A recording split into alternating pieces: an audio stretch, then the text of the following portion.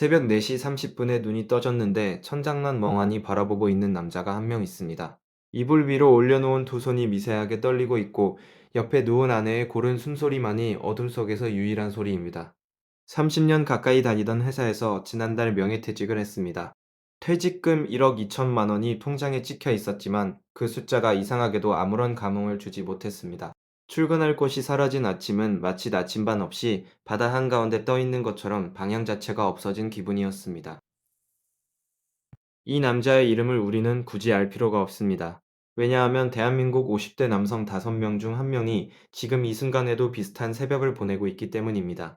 건강보험 심사평가원 통계에 따르면 우울증 환자 수는 2021년 기준 93만 명을 넘어섰고 그중 50대 이상이 전체의 60%를 차지하고 있습니다. 50대와 60대 남성의 고독사는 전체 고독사 사망자의 53.9%에 달합니다. 10명이 쓸쓸히 세상을 떠날 때 5명 이상이 바로 이 연령대의 남성이라는 뜻입니다. 그런데 정작 이 세대는 아프다는 말을 하지 못합니다. 참는 것이 미덕이라고 배웠고 약한 모습을 보이면 무능한 사람이라는 낙인이 찍힐까봐 입을 꾹 다물고 살아왔습니다.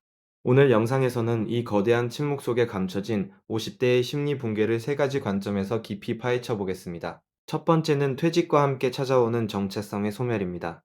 두 번째는 가정 안에서 점점 투명 인간이 되어가는 과정입니다. 세 번째는 몸과 마음이 동시에 무너지는 갱년기의 이중 타격입니다.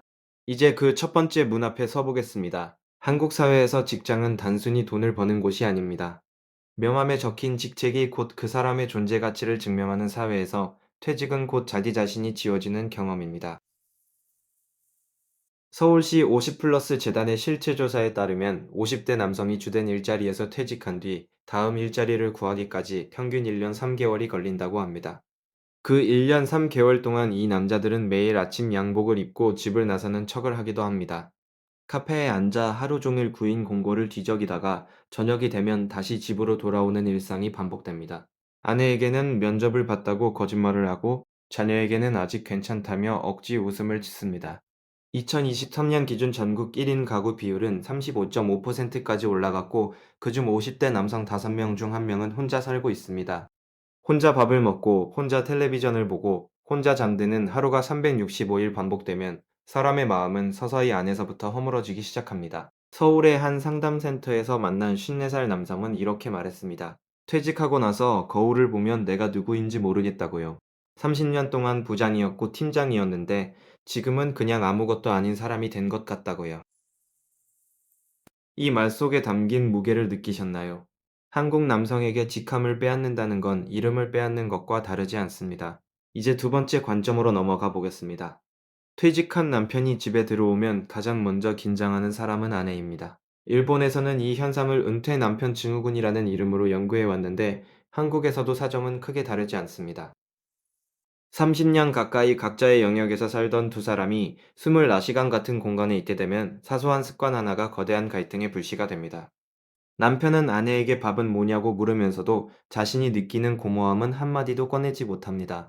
아내는 갑자기 집안에 들어온 이 큰 존재가 낯설고 때로는 부담스럽습니다. 2024년 기준 대한민국 전체 이혼 중 남성 40대 후반의 이혼율이 1000명당 7.2건으로 가장 높았고 50대 초반이 6.6건으로 바로 뒤를 이었습니다.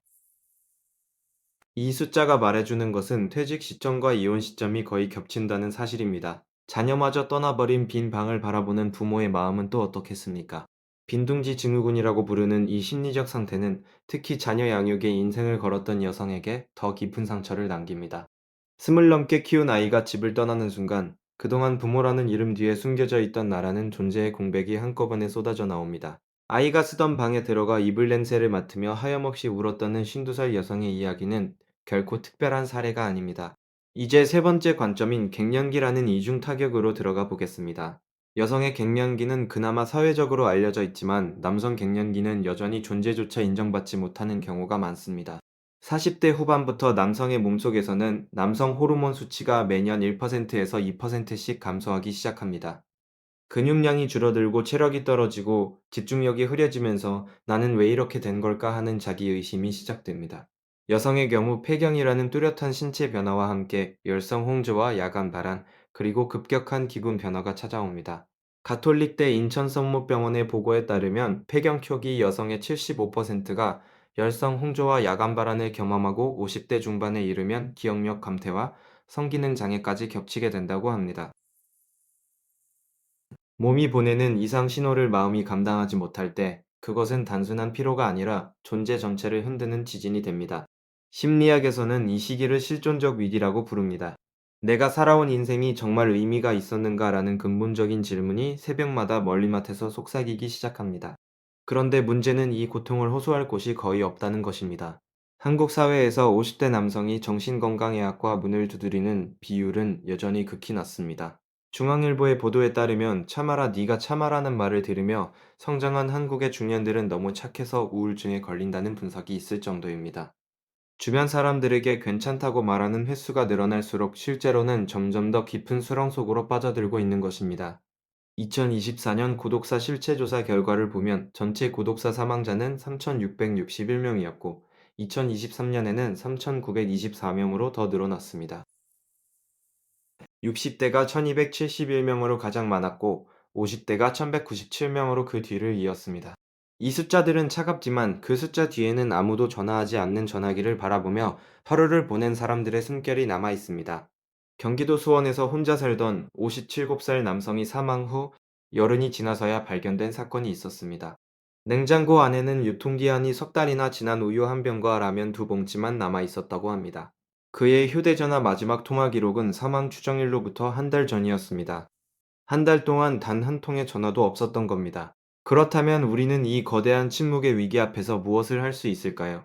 첫 번째로 우리 사회가 50대의 심리적 고통을 질병이 아닌 삶의 자연스러운 과정으로 인정하는 인식의 전환이 필요합니다. 아프면 아프다고 말할 수 있는 사회가 되어야 합니다. 두 번째로 퇴직 이후의 삶을 미리 설계하는 문화가 정착되어야 합니다. 서울시 50 플러스 캠퍼스와 같은 프로그램이 전국으로 확대되어 퇴직 전부터 새로운 정체성을 탐색할 기회가 주어져야 합니다. 세 번째로 부부 사이에 솔직한 대화가 필요합니다. 나 요즘 좀 힘들어라는 한마디가 30년 결혼 생활의 벽을 허물 수도 있습니다. 네 번째로 지역사회의 관계망이 강화되어야 합니다. 이웃과의 가벼운 인사 한마디가 고독사라는 비극을 막는 첫 번째 방패가 될 수 있습니다. 50대는 끝이 아닙니다. 평균 수명이 80세를 넘어선 시대의 50은 인생의 절반을 막 지난 지점일 뿐입니다. 남은 30년을 어떻게 살 것인지는 결국 지금 이 순간의 선택에 달려 있습니다. 오늘 이 영상을 보고 계신 분 중에 혹시 새벽에 혼자 천장을 바라보고 계신 분이 있다면 부디 기억해 주십시오. 당신이 느끼는 그 감정은 약함이 아니라 30년을 버텨온 당신의 영혼이 보내는 정직한 신호입니다. 그 신호를 무시하지 마시고 누군가에게 손을 내밀어 주십시오. 그 한 걸음이 당신의 남은 인생 전체를 바꿔놓을 수 있습니다. 이 영상이 누군가의 새벽의 작은 불빛이 되기를 진심으로 바랍니다.